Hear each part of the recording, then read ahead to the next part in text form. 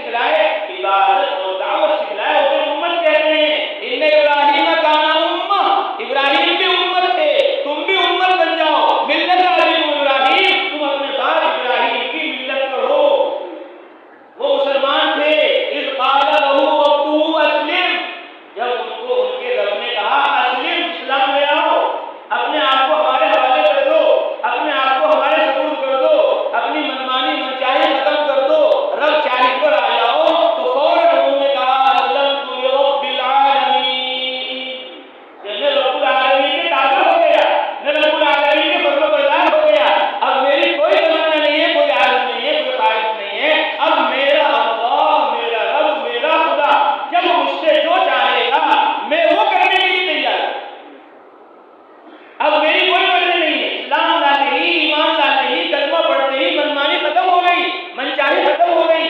اس لیے ہمارے حضرت مولانا الیاس صاحب لا الہ الا اللہ کا یہی ترجمہ کرتے تھے. فرماتے تھے لا الہ من مانی نہیں کرنی ہے، لا الہ من چاہی نہیں کرنی ہے، الا اللہ رب چاہی کرنی.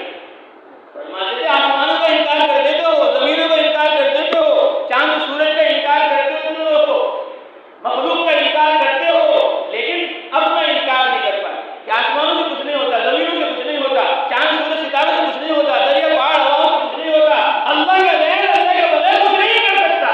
ساری کائنات کا انکار کر دیتے ہو، لیکن اپنا اقرار کرتے ہو کہ میں ہوں تو کھیت ہے، میں ہوں تو دکان ہے، میں ہوں تو گھر ہے، میں ہوں تو بیوی ہے، میں ہوں تو بچے ہیں. اگر میں چلا گیا 5 مہینے میں، اگر میں نے ہر سال 4 مہینے لگانا شروع کر دیے، میں نے اگر ہر مہینے 10 دن لگانا شروع کر دیے، میں نے اگر روزانہ 8 گھنٹے لگانا شروع کر دیے، اگر میں عبادت اور دعوت کے تقاضوں پر چل پڑا، تو میری بیوی کا کیا ہوگا، میرے بچوں کا کیا ہوگا، میرے کارخانے کا کیا ہوگا، میری فیکٹری کا کیا ہوگا؟ دکان تو میرے دم سے ہے، کھیت تو میرے دم سے ہے، گھر تو میرے دم سے ہے، بیوی بچے تو میرے دم سے ہیں.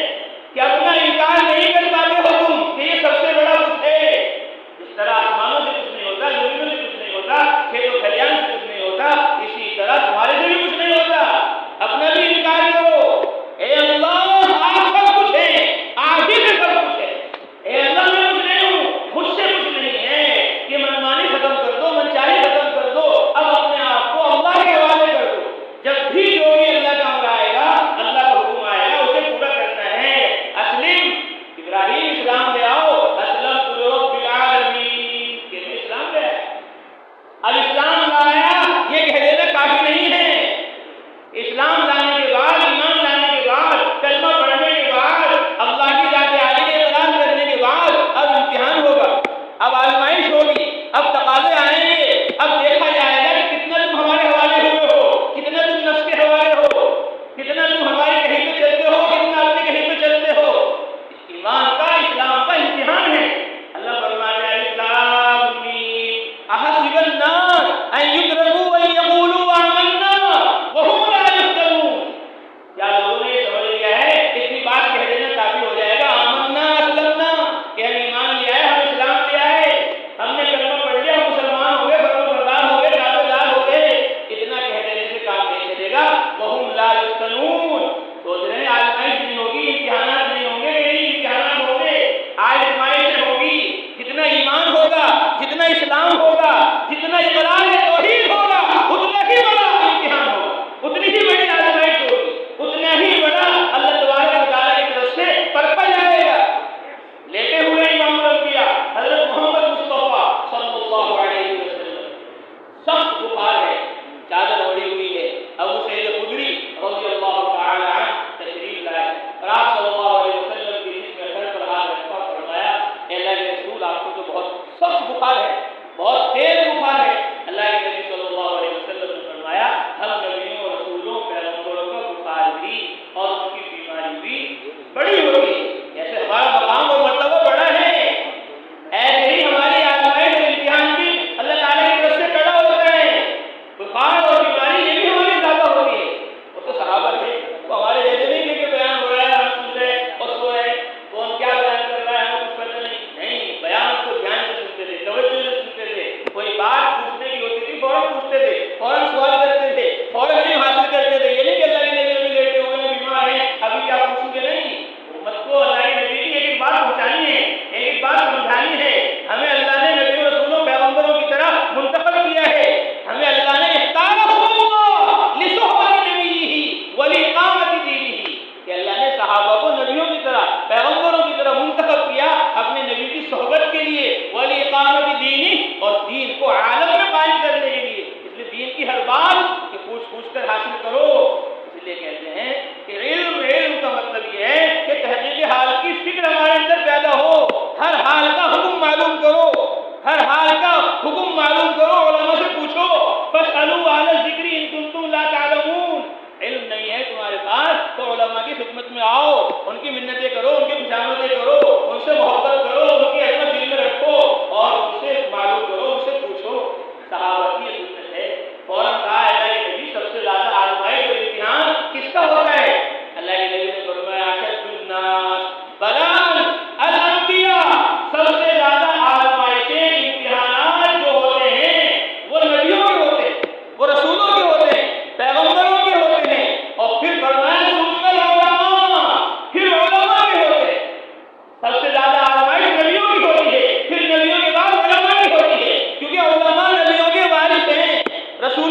وارث ہیں، پیغمبروں کے وارث ہیں۔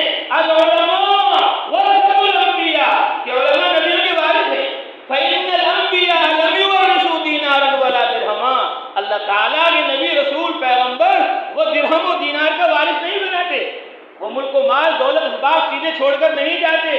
انما ورثوا العلم، وہ تو علم کا وارث بناتے ہیں، وہ ملک کو مال کا وارث نہیں بناتے، درہم و دینار کا وارث نہیں بناتے۔ کیوں نہیں بناتے درہم و دینار کا وارث؟ اس لیے کہ انبیاء علیہ الصلوۃ والتسلیمات زاہد ہوتے ہیں، بے رغبت ہوتے ہیں، دنیا سے بے تعلق ہوتے ہیں، انہیں ملک کی مال کی کوئی تمنا نہیں ہوتی، کوئی آرزو نہیں ہوتی، کوئی خواہش نہیں ہوتی، وہ زاہد ہوتے ہیں، وہ زہد اختیار کرتے ہیں، زینت دنیا کی چھوڑ دیتے ہیں۔ زہد کے اندر زا ہے کہ وہ زینت کو چھوڑتے ہیں، عیش و عشرت اور راحت و آرام، یہ ٹاپ، اس کی طرف ان کی کوئی توجہ نہیں ہوتی۔ زہد سے وہ بے رغبت ہوتے ہیں، زہد کے وہ دنیا سے بے رغبت ہوتے ہیں، دنیا سے بے تعلق ہوتے ہیں، زینت کو چھوڑ دیتے ہیں، اور ہاں کہ ہاتھ سے وہ ہوا کو چھوڑتے ہیں، خواہش کو چھوڑتے ہیں، من چاہی کو منمانی کو چھوڑتے ہیں، خواہشات کو وہ دباتے ہیں اور عوامر الہی کو وہ پورا کرتے ہیں، اور زہد دنیا کو چھوڑتے ہیں۔ کہ انبیاء کہ وہ ظاہر ہوتے ہیں، اس لیے وہ درہم و دینار کا وارث نہیں بناتے۔ اس لیے علماء نے لکھا کہ اللہ تعالیٰ نے حضرت محمد مصطفیٰ صلی اللہ علیہ وسلم کے ذریعے اس حدیث میں زہد کا سبق دیا ہے کہ نبی رسول پیغمبر جیسے ظاہر ہوتے ہیں، ایسے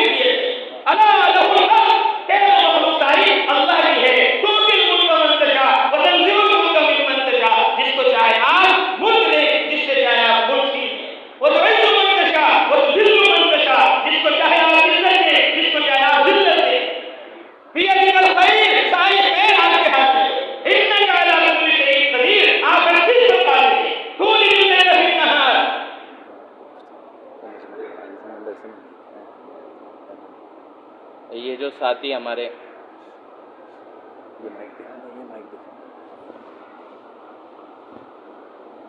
یہ پیچھے جو ساتھی ہمارے آواز نہیں جا رہی اوپر والے یہ مدرسے میں چلے جائیں، پیچھے مدرسے میں میٹ بچھا ہوا ہے وہاں آواز بھی جا رہے ہیں، جو اوپر بیٹھے ہوئے ہیں ان کو بتا دو بھائی، ایک ساتھی جا کے اوپر والوں کو بتا دو وہاں آواز نہیں جا رہی، پیچھے مدرسہ ہے مدرسہ، یہ جو کھڑے ہوئے ہیں یہ بھی پیچھے چلے جائیں، محراب کی طرف مدرسے میں آواز جا رہی ہے محراب کے آگے، تو اوپر جو ہے اوپر وہاں چلے جائیں۔